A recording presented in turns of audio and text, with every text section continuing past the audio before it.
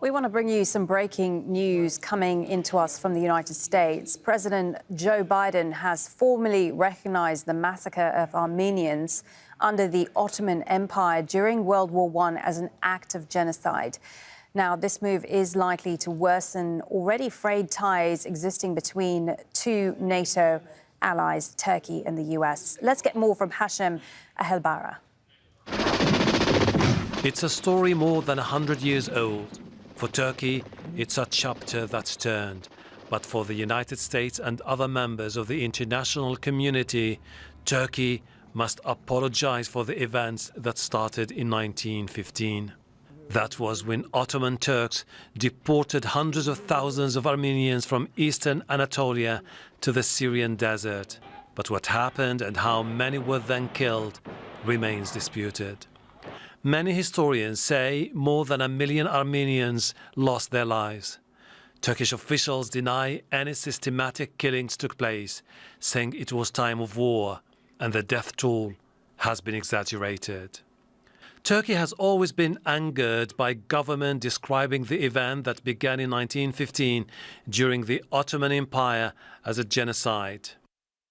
The Armenian Genocide Remembrance Day that takes place in Armenia and is observed by many Armenians abroad on April 24th every year is widely seen in Turkey as a Western propaganda aimed at tarnishing the country's reputation. Turkey has very strong objections to the use of the word genocide.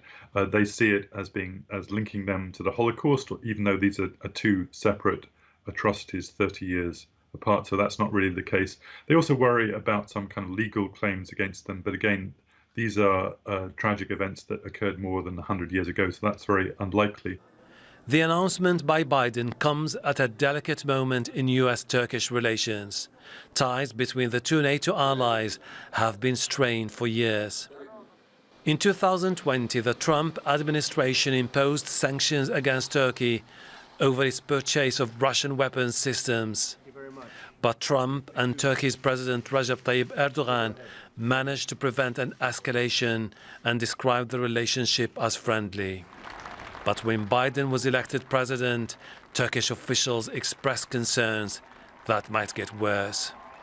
During the US presidential election campaign last year, when Biden was Democratic candidate, he described Erdogan as an autocrat.